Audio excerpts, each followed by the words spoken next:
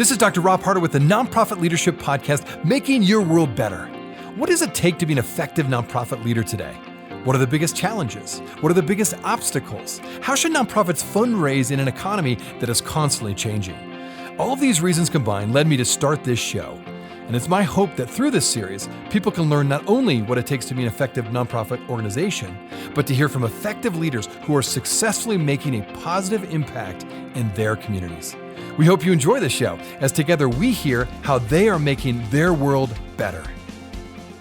Hey everybody, this is Rob Harter, and you're listening to the Nonprofit Leadership Podcast. Thanks so much for tuning in today. So we've had many guests on this show talk about the different generations, and including, we've talked about Gen Z before, but I don't think I've had a better conversation about not just the background to Gen Z, but practical ideas and solutions. If you're a leader and you're trying to attract and retain Gen Z, this conversation I have with my guest will give you lots of ideas, very data-driven approach to how to best attract Gen Zers to your organization and retain them. My guest today is Tim Elmore. Tim is the founder of Growing Leaders. That's an Atlanta-based nonprofit organization that was created to really develop emerging leaders. And he's also the author of many books, but his latest book is The Future Begins with Z. This book is all about exploring the mindset, motivations, and workplace impact of Generation Z.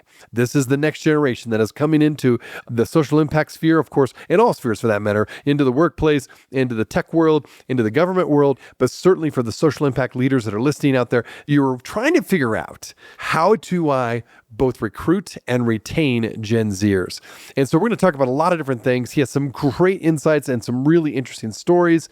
And he'll talk about, first of all, what his book is all about and why it's a little different than other books that have been written about Gen Z. He's going to address some of the common myths and challenges that we have to deal with when it comes to Generation Z, as well as the opportunities and what Gen Z brings to your social impact organization, specifically when it comes to engaging with this next generation of talent. It's a fascinating conversation. He was so enthusiastic and he had so many good ideas. And again, backed up by data and real experience from what he's done for many years now. You're going to really enjoy hearing from Tim today. It's a great conversation. So again, Tim Elmore, author of the book, The Future Begins with Z. Thanks so much for tuning in. Now on to the show.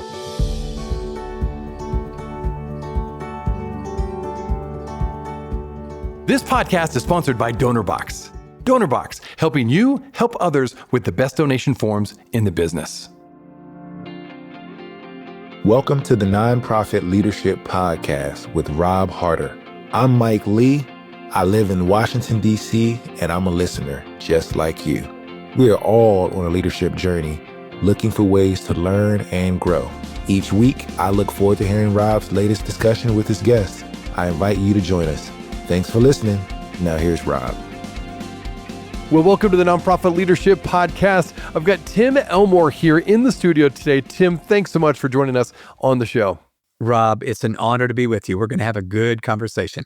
I know, I'm really excited about this Gen Z, this next generation that is coming into faith communities, coming into nonprofit organizations, social impact organizations, the government positions. I mean, there's so much we want to talk about. And a lot of people have questions about how best can we recruit Gen Z? How best can we motivate and retain Gen Z staff members on our teams? So you've got this book out that I'd like you to obviously pull from, but let's just kind of open up a little bit. Maybe quickly for you, your background, how did you get into this work, first of all? And then we'll dive into the specifics because you've done a lot of interesting things over your life.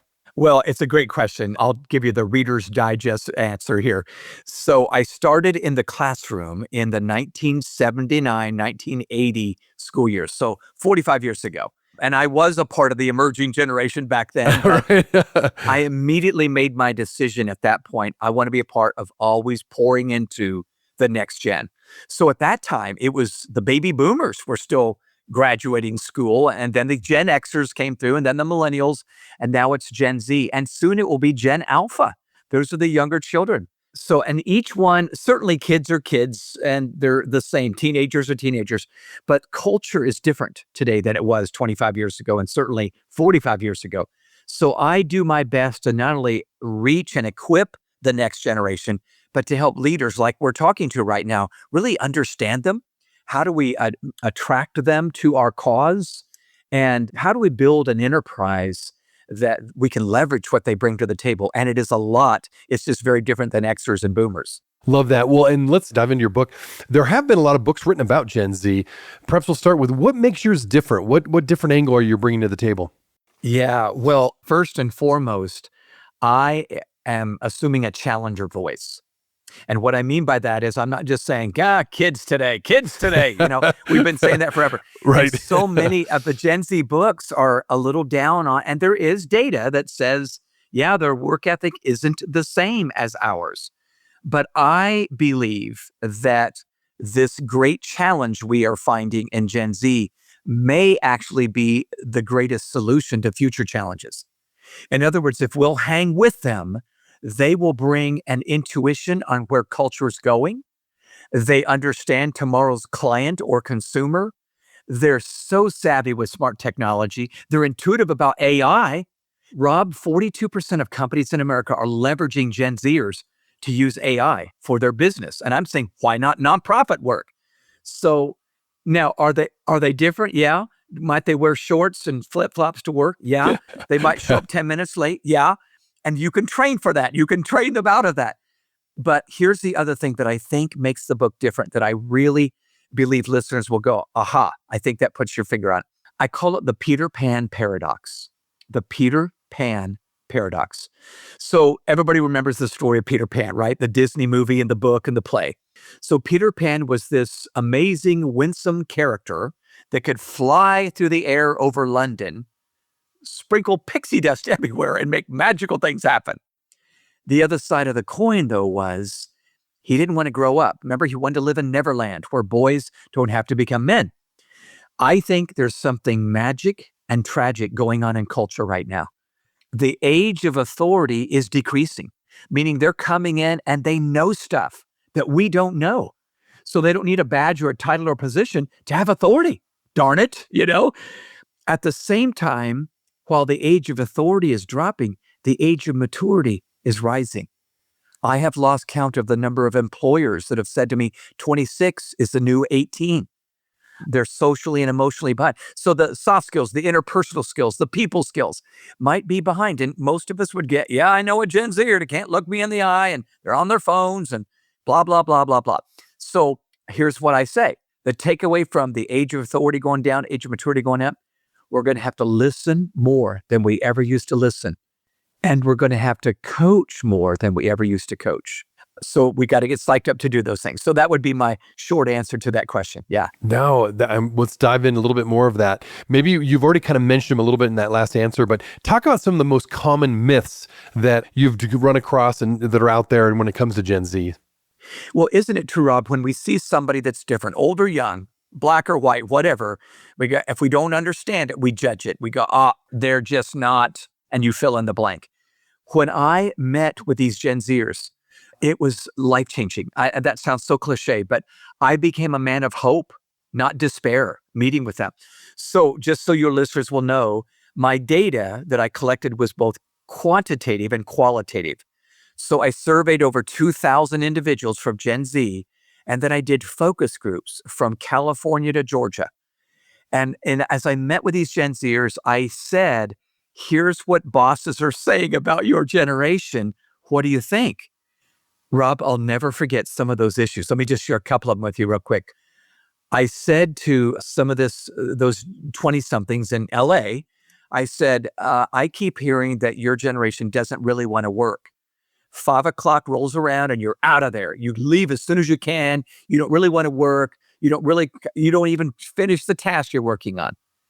Well, one young lady looked at me and said, Dr. Tim, can I tell you why I leave right at 5? I said, sure. And she said, I leave right at 5 because I have to zip over to another job. I don't make enough money at this one to pay the bills here in LA. And she said, after that second job, I rush over to take care of my mom who has stage 4 cancer. Suddenly I realized she may have a better work ethic than her boss does, but it doesn't look like that. So we need to make sure that we're not presuming or assuming, we're not stereotyping, right? We think that Gen Z is all fragile snowflakes or whatever, and there are some, but there were some in my generation too. So here's another myth that I hear. I hear very often that they are pushing so hard for work-life balance because they don't really want to put in the hours or make the sacrifices or whatever. But Rob, I met so many that say, I want to give my life for a cause. Nonprofit work, it's so in line with their heartbeat. They have a heart for social justice and for the marginalized. But when I brought up this whole work-life balance thing, here's what they said. They said, well, when I look at my parents' and grandparents' generation that were such workaholics and they ruined the family, they ruined the holiday, and we did see some of that, the baby boomers were such workaholics. So Gen Z would look at the boomers and go, oh God, you guys live to work. I work to live. But it's a reaction, if you will. But if we can provide healthy environments, they will love to make sacrifices for the cause. That's what they're looking for. So I'll stop there, but we need to make sure we're not judging too quickly on these young people. And I think I like those two examples, particularly one young lady, that what a powerful story. And going back to what you said earlier about listening and mentoring more, I think that's already some good advice for my listeners. Okay, so specifically now, let's get really practical. For hiring managers, those who are listening that are executive directors, program directors perhaps, and they're bringing on Gen Z and they're hiring them, there's this constant struggle, if you will, with recruiting them, I think number one, and then retaining them. Talk a little bit about why maybe that's the case. Are there some issues that we need to know better for those who are trying to attract Gen Zers to our organization, specifically in the social impact sphere, that we just need to get better at? Yeah, few quick ideas. Number one, I want to encourage listeners to look at your websites and look at all your public-facing presence, your documents, your websites, etc., and make sure they're updated. I think Gen Z will go to the site and quickly realize, you guys don't pay. Nobody's watching the store here. This looks like Exactly. 1999. So that would be one. So true. Yeah, especially nonprofits, because we're about the cause, not about the production or whatever. Here's another one. Make sure that their first day is unforgettable. So what I found as I dug up the research is many Gen Zers, actually the majority of Gen Zers, Rob, will make up their mind whether they're going to stay on the job on day one. Really? Okay. It's not fair, but they will. So I would say make sure that you're leaning in, assign them somebody to be the Sherpa guide their first week on the job, where they're just taking them to lunch and making sure they feel loved and cared for. I know that sounds so syrupy. Man, that would make a difference. That's big. Okay. Yeah. And then here's another quick thought. I would say that nonprofits especially need to work on making this job the best first job they could ever have. Now, let me explain. Very often, employers get frustrated because they go, man, I hire a Gen Zer and they're gone in a year and a half. That's all they're saying. The corporate ladder has become the corporate lily pad. They're hopping around. That's a great analogy, right? I know, it's so true. So here's what these are all in the book. One of the companies I really admire is Orange Leaf Frozen Yogurt. They were hiring a bunch of 17-year-olds, 21-year-olds, Gen Zers, and they were mad because they were hiring them and then 8 months, 12 months, they're leaving. They decided to switch around the psychology of how they approached hiring. And they say in the job interview, after they make sure they understand the job, they go, the hiring manager says, now, what would you really like to learn while you're with us? We want to make this a launching pad for the rest of your career. We know you may not be with us for a long time. So see how that's reverse psychology? We want you to stay, but if you didn't, we want you to look back and go, perfect first job.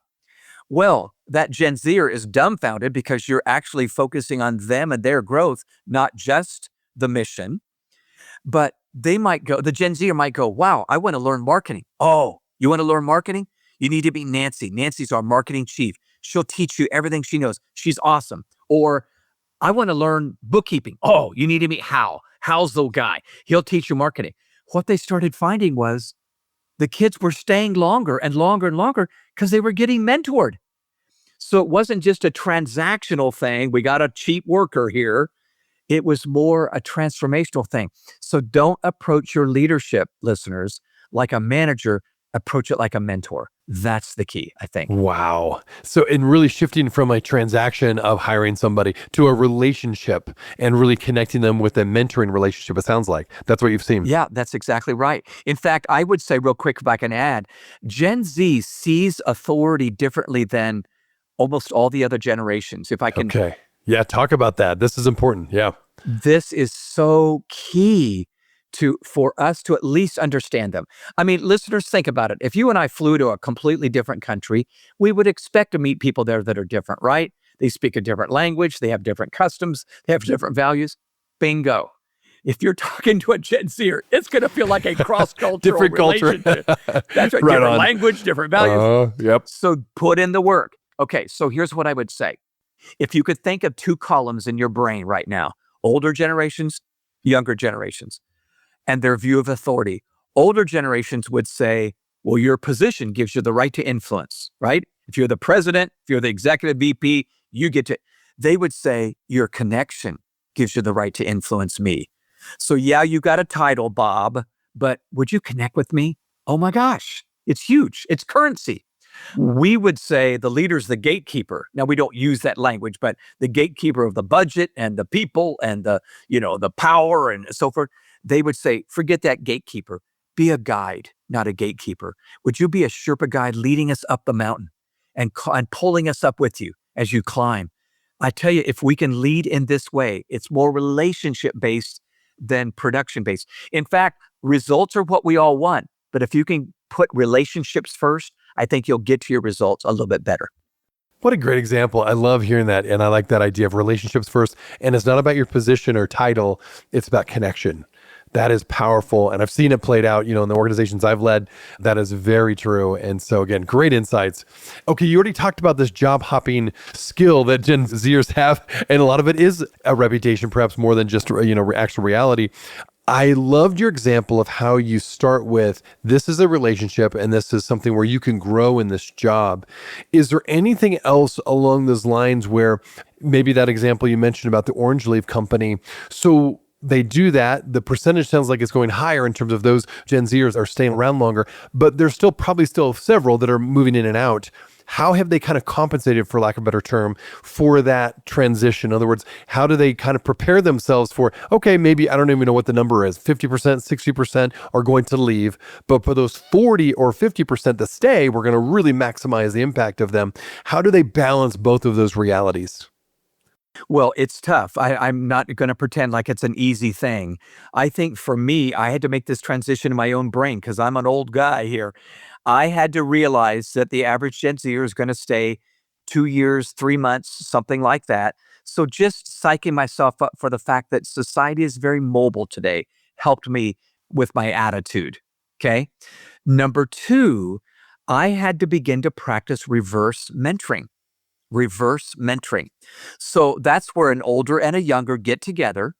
And step one is swap stories. You always will find something in common when you swap stories. But then think about this now. It's not just older pouring into the younger. That's normal. But reverse mentoring is once you've done that, established leaders, you take that mentor hat off and you put a mentee hat on and you invite that 25-year-old, say, hey, mentor me now in your superpowers. How could we monetize that latest app you just got for our cause? Or, that sort of thing. They're bringing in insights that we do not have. And maybe it's AI. Maybe you have a conversation on AI.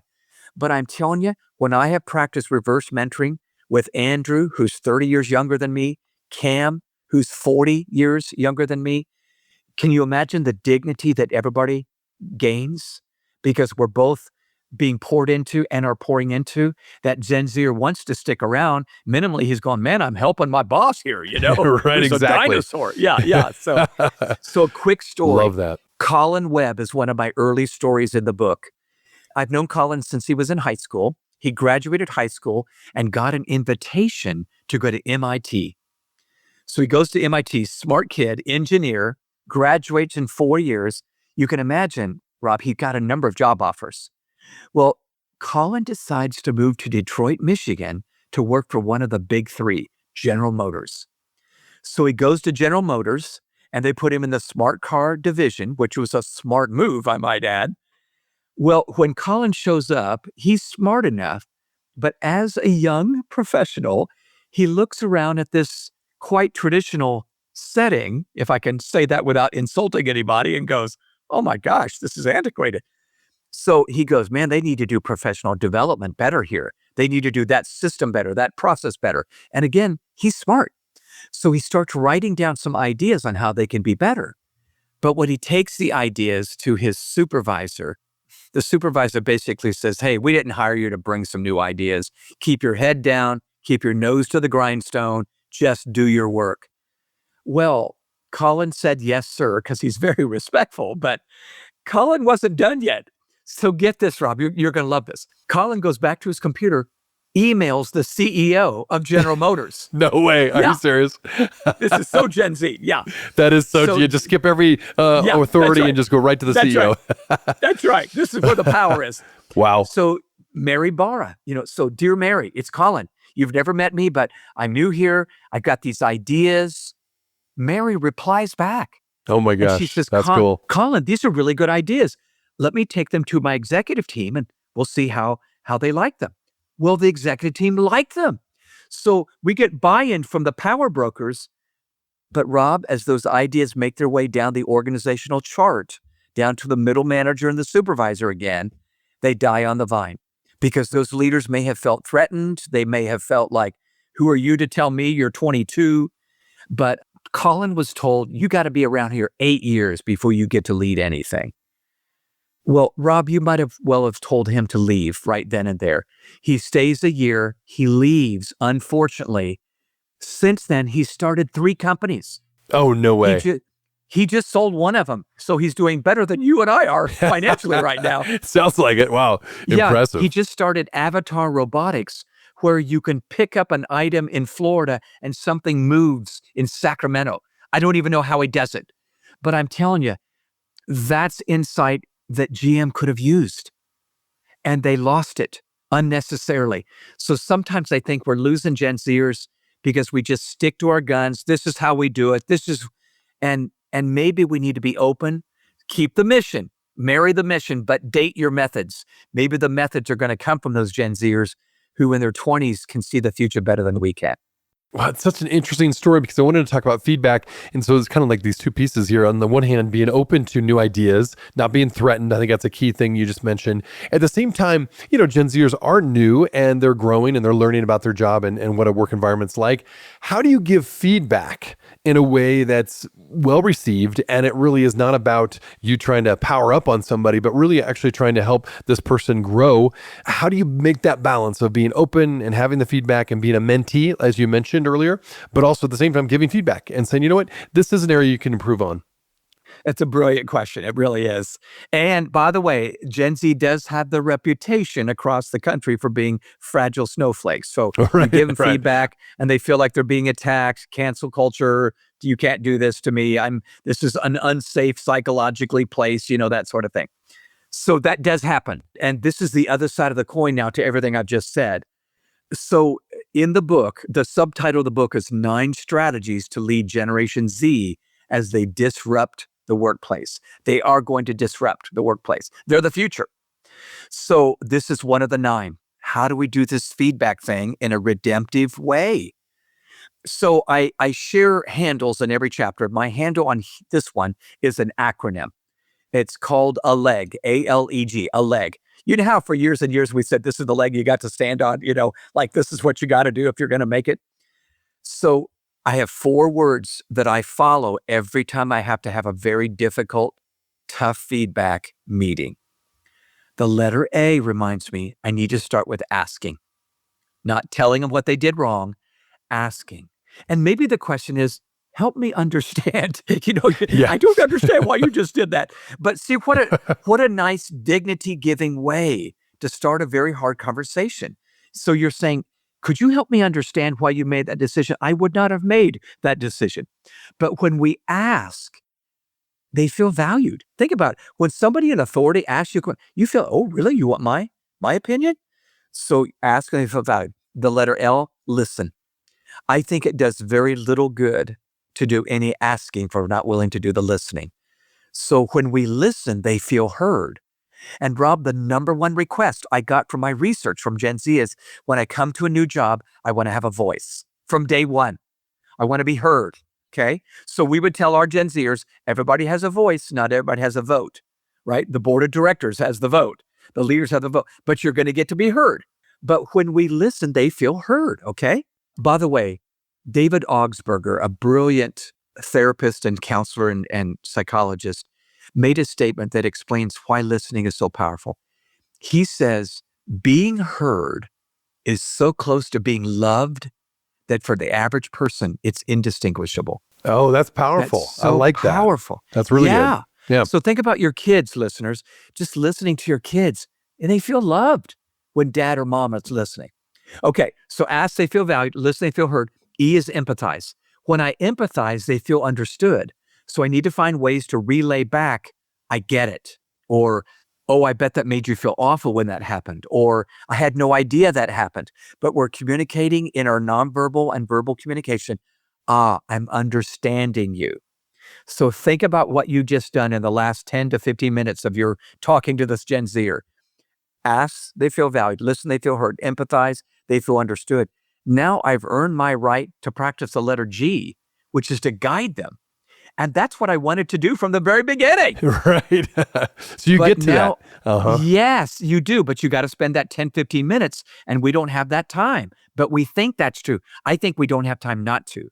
Because when we earn our right to guide them through a bridge we built, not a badge we wear, we've won them. And they probably do stay because we got that connection again. So it's making the investment for the payoff later. Got it. So really earning their trust enough to then get to the guidance part is the key to providing that feedback. It is. Trust is earned. This is a very cynical generation, not unlike the Gen Xers 20, 30, 40 years ago. But I'm telling you, when I look around me, can I just get real with you for a minute? I look around at corporate America, government. There's reason to be cynical in some ways. Now, you and I are men of hope, but I don't blame them for being a little skeptical. Right, okay. There's leaders who have fallen morally and financially and so forth. So what I want to do is start where they are and say, listen, I'm going to earn your right. And I'm going to start with belief and respect, just like I would expect respect right back from you, Josh. But I think you're spot on. We got to earn it. We'll be right back. Are you looking for an easy and effective way to boost your nonprofit's donations? Well, look no further than DonorBox, the online fundraising platform that streamlines your fundraising efforts, maximizes donations, and simplifies giving for your supporters. With DonorBox, you can create beautiful donation forms, accept digital wallet payments, track donations, and send auto receipts. And the best part? There are no setup or monthly fees and no long-term contracts required. So what are you waiting for? Visit donorbox.org today to get started. That is www.donorbox.org.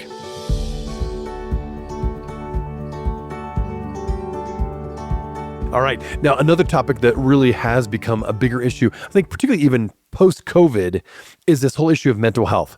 Mental health continues to pop up as one of the key issues, I think, across the board, right? Our entire culture is dealing with mental health challenges and struggles. But certainly Gen Z, I feel like, has probably maybe a higher percentage, and maybe just because we're recognizing it more and they're more open, there's less stigma around it. So talk about that. How do we, as leaders that are not part of Gen Z, really embrace this idea of understanding there are mental health challenges that we all face? How do we have that empathy and that compassion, but at the same time keep leading that organization that you're leading and creating an environment where it's not just about, hey, let's slow everything down or stop things, right? But let's be, compassionate, empathetic. How do we find that balance there too? Because that's a big deal too. I know that a lot of my fellow leaders are dealing with and struggling through. No, you're exactly right. So you're right. We're not just here to fellowship with each other and sing Kumbaya. We're here to get a mission done. So let me first start with what not to do. I did not handle this well when mental health first became an issue on the table. I'm an older generation, and I thought, what are you have nothing to be anxious about. If you're anxious now, what do you get, a mortgage payment, son? That sort of thing. Right. So that was not the right way to handle it. No. So if I may, let me build in you listeners a little bit deeper empathy for just a minute. Mental health is a huge, huge thing. As they begin their career, their mantra right now is, I'm coping and hoping. So the world is anxious and uncertain, very anxious and uncertain. Dr. Robert Leahy, an MD, said the average teenager today has the same level of anxiety as a psych patient did back in the 1950s. Let me say that again. The average teenager today in America has the same anxiety levels that a psychiatric patient did back in the night. They'd be in a ward, a mental ward. No, why is that? Well, 10,000 notifications coming every day on their social media posts and everything else. So the overwhelm. It's not always bad news, but it's too much news. Way too. We are informed way more. Yeah, our brains were not hardwired to take in all those messages every day. On top of that, they have FOMO, fear of missing out, because they do see how their best friend just had the best vacation ever in Cancun, but they also have FOMO. I'm hearing this from young people. FOMU, fear of messing up. So there's in disproportionate a fear of failure and messing up. If I mess up, it'll be on my transcript and it'll be posted on TikTok. So there's all kinds of anxiety going around that's unnecessary, but it's very real. So I think we need to start by saying, okay, we understand mental health issues are real. I would say if you're a boss of a nonprofit or a for-profit for that matter, make sure that you're taking steps and they know about them when they're hired. Like they need to know you're not just reacting, oh gosh, Josh has trouble. What do we do for Josh? Make sure you got something set up. So offer as much flexibility as you can. So if they can work from home and still get the job done, that screams, I trust you and I want to take care of you. Okay, but that's not always possible. I understand. So, but just if you're able to do that. Secondly, talk to them about the margin in their day. Sometimes anxiety comes, we don't have enough margin. They're just, back to back to back to back to back things, activities. And if I don't have an activity, I'm scrolling through social media. It's ridiculous. I heard a great statement. When our phones had leashes, we were free. Now our phones are free and we have leashes. So, isn't that true? So I'm telling you, that's a great quote. Absolutely. Yeah. Yep. So anyway, make sure you encourage them to put margin in their day. Maybe they do 4 projects, not 5, but they take a breather, they take a break. And that leads to number 2, make sure you keep them moving if possible. So at our nonprofit, middle of the day, actually 2 times a day, we allow our team members, particularly our young ones, to get up and walk around the building 3 times and just chit chat, but they're moving. When you walk or run, endorphins are flowing. It fights anxiety. It's just a science. It's just a science. So I think sometimes our anxiety comes from the fact that we're so sedentary that we're not allowing those God-given chemicals to do their work and make us hopeful and happy again. Yeah, it's kind of weird, but That's we are a fascinating. sitting Yeah. generation. Mhm. Yeah. Yeah. Let me do one more. Yeah, of course. Management. I think sometimes we need to teach Gen Z to manage their mental health. And by the way, that might mean they learn how to manage it without medication. They learn how to be mindful and just collect their thoughts and breathe and so forth. But sometimes it might mean they go to the doctor or a counselor and they get a prescription to get their chemicals balanced. I don't think we should shame anybody for that. Both of my kids grew up in a middle-class home, had food, clothes, toys, but both of them struggled with anxiety and depression a little bit. And it wasn't because we had a horrible home. So I'm going to stop there, Rob, but I feel like we need to make sure we take it seriously because it is an issue. Yeah. No, I like those, all 3 of those. And I think that last piece, I think particularly I've noticed the last few years, I feel like the stigma is being removed more and more. And I would even say with our generation, the older generations, I should say, right, that it's okay to talk about your, struggles with anxiety, depression, whatever you're dealing with, and to destigmatize this idea that maybe sometimes you need medication. Just like if you have diabetes, you're going to have to get some medication for that. It's the same way. Our bodies somehow are not functioning correctly. And so you need some help, and that's okay. That doesn't mean you failed or you're damaged goods. So I think that's very powerful. Well, and on the positive side, you've mentioned this kind of throughout our talk today, but maybe just to reemphasize as we kind of wrap this up a bit is what are those great benefits that Generation Z is bringing to your company, bringing to your organization? Because I think at the end of the day, if someone's listening, they're like, wow, I've had a lot, I've extended, a lot of jobs and they just come and go. Like you were saying, they're job hoppers. They've not had that good experience like Orange Leaf. What are some of those benefits where you can tell people, hey, it's worth it though? Not only is it, of course, the next generation, but I think more than that, what is going to benefit their bottom line, if you will, if they continue to invest in this next generation? Yeah. Let me give a handful of ideas real quick.